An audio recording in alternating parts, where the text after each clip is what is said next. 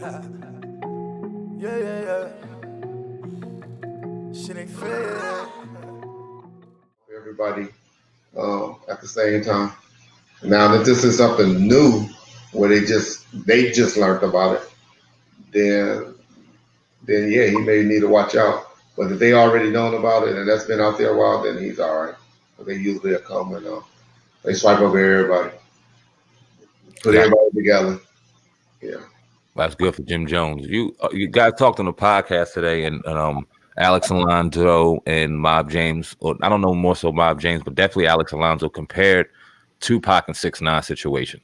You disagreed, but just talk about that a little bit. What you guys are talking about on the podcast in regards to the comparison, and then your opinion on that. Now that's for real. So, I mean, just from what you just heard.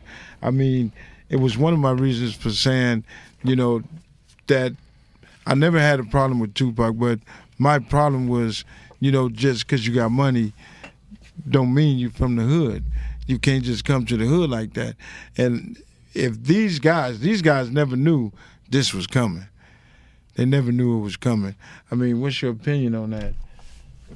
I think you're right. I thought about Tupac when I was listening to this audio earlier today. There's some parallels, you know, a guy that really wasn't from the hood but was claiming the hood, a guy that was embraced by the hood but didn't go through the experiences of growing up in the hood or banging for the hood. Yeah.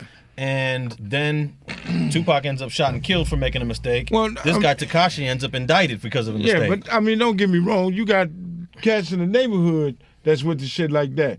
But what I'm saying is, you know, these guys coming here flashing their money and spending their money with the homies, and then they let them slide in. Now, if you don't let them slide in like that, man, you gotta earn to be here. I hear what you said, James. Man, those dudes that I got the podcast with, they just be talking.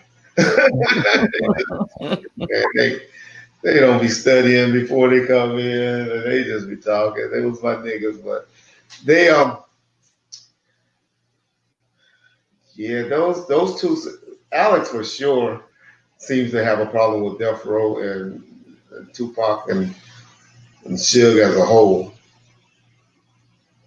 James, he gets a bag of not liking Pac and having a no respect for Tupac, but it mainly become, I don't care, he don't care who it was. It wasn't because it's Pac. It's just because of what we learning from with 6ix 9ine. How these guys pull you in so close and be calling you the homie and the little blood and the little gangbanger and all of that. And your heart and your these are people that you supposed to have got winged out, would have got winged out a while ago. But now they up here standing like soldiers, and they have no reason to be standing like soldiers or even associates. And I think that's all that James be trying to express, and it just come off as hating or hatred, and he means nothing by it that way. He just saying, hey, that nigga ain't never got in a car with me. That nigga ain't never stood toe-to-toe with me for the mob. He may have been cool with you 5 or you 6 niggas that was rolling with him all the time. But y'all need to stop hollering that he was a mob member.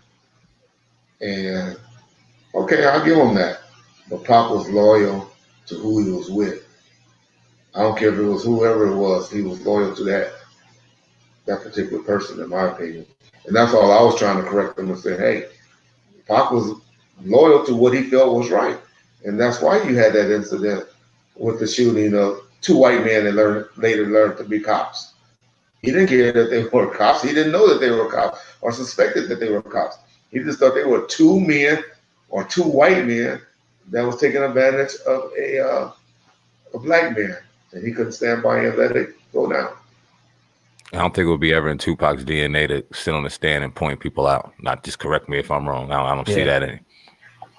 Yeah. And, you know, that's where the unfairness of what they really were saying, but I don't think that's what they meant. I really don't. Yeah, it seemed like they were trying to compare the fact that he didn't really come up in that element too much. Yeah, they threw Chris Brown in there as well, and things like that. We understand that. Right, definitely. But yeah, man, That's all I got on this side of the table. We hit about an hour and 10 minutes. If you got a few more minutes, a few more questions, it's up to you. I got a couple more questions. One, let's talk about Lil Booty real quick. Now, you said some things on the podcast. I dropped it on Viral Hip Hop News. It got crazy attention. Elaborate on that, because you told him to keep his country ass out of West Coast affairs. Talk about what you meant by that, and also talk about just the reaction you got from it, and what you feel about Booty. You have an issue with him, or is it just it was all love? How do you feel? Never met him before in my life. Don't know anything about him. I'm learning a lot about him now. You know, I always listen to him on his last interviews. That's why I was tuned in to catch that. Love his mannerism. I like how he come across and all of that. But when I say use the word country, we all do that. One of my best friends growing up, we took off the C and put the B and called him Buntry. That's just what we call dudes from the South.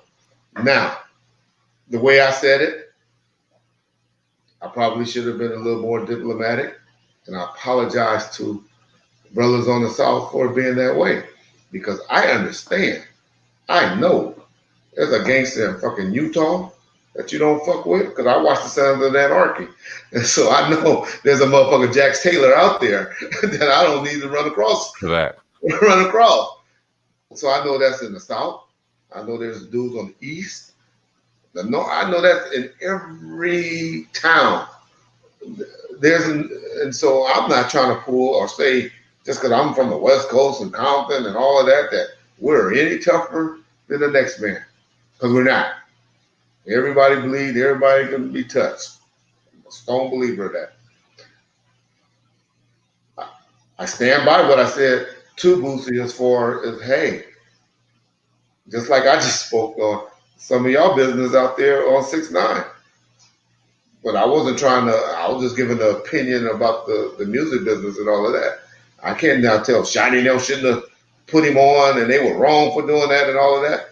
My whole thing is, you don't know what happened. If you don't know, you haven't did the homework and the history to know what happened to cause that, or what the repercussions behind that, to say that we didn't have no love for Pop because we allowed that to happen, and why is KPD still walking the streets and all of that, then that's not your business and you need to stay out of that.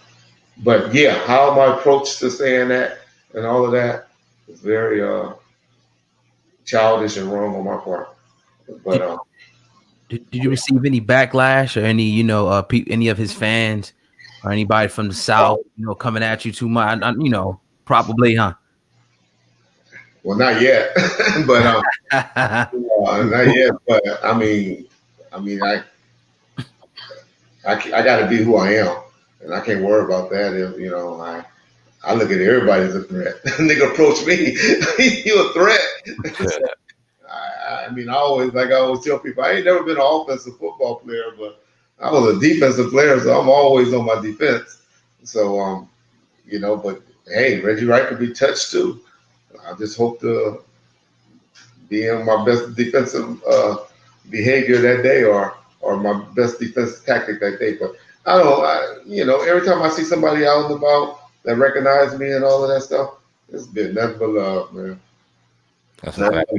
We can attest to that, man. It's always good energy out here, man. Salute to you, Reggie Wright, 1/3 of the Gangster Chronicles for a dynamic interview. I got a couple more questions, but I'm gonna leave those for the next interview because I'm hoping we can get you back on this set. Maybe anytime. I gotta go sit down for a minute, and so I don't know how long I'll be a free man, but it ain't gonna be that long. But man, if y'all can check out and support Gangster Chronicles over there, we come out with a new episode every Thursday.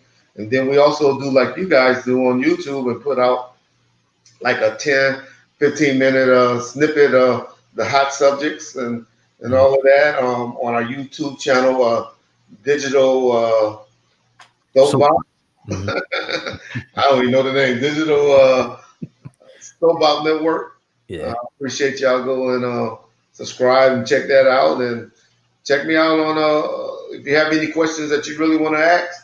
Bomb first, Pacific time, 7:30 p.m. Pacific time, which I know is a little late for most of you guys out there. But if you ever got any live questions you want to ask, man, I'm an open book. Real quick, when are you set to sit down, if you don't mind me asking? And for how long? I'm set to sit down for some. I was sending some weed through the mail from California to Memphis, Tennessee.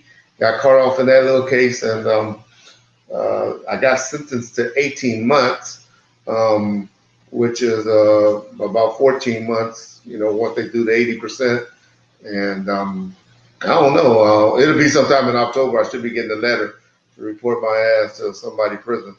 But it's all good. I need to learn. I need to go and get my ass in shape anyway. Yeah. Shit ain't fair. Yeah. Look. On the mission. Fly nigga. In the backseat. 2 bad bitches. Hollow tips for the snitches. Mind your business. Back to business. Yeah. On the mission. Fly nigga. In the backseat. 2 bad bitches. Hollow tips for the snitches. Mind your business. Back to business. Yeah. Run it up. Double up. Run it up. Double up, yeah. Run it up. Say shot. Double up. What's up? Give me your bag and I run it up. Give me your bag while we fuck it up. If I was born broke, then I'm gonna die rich. I wake up and I roll smoke, kick on my side bitch. Chop the work like a dojo. If you gone by the night shift, your bitch on my dick. Chop her ass like a lolo. Now the question if I hit, you know that I did. King of the jungle, yeah bitch, I'm a lion. Bitch screaming gang, but we know they lying. Trigger finger is so get me excited. Look for the smoke, I got caught in the fire. Ain't moved out the way, yeah my nigga, you fired. 2 trips out of state with the weight of the tire. Cooking the rice and the bread in the dryer. I scope in the flyer. Can't find China plate, made in China, razor made in China, never been to China. Fucking with the game, you can lose your life.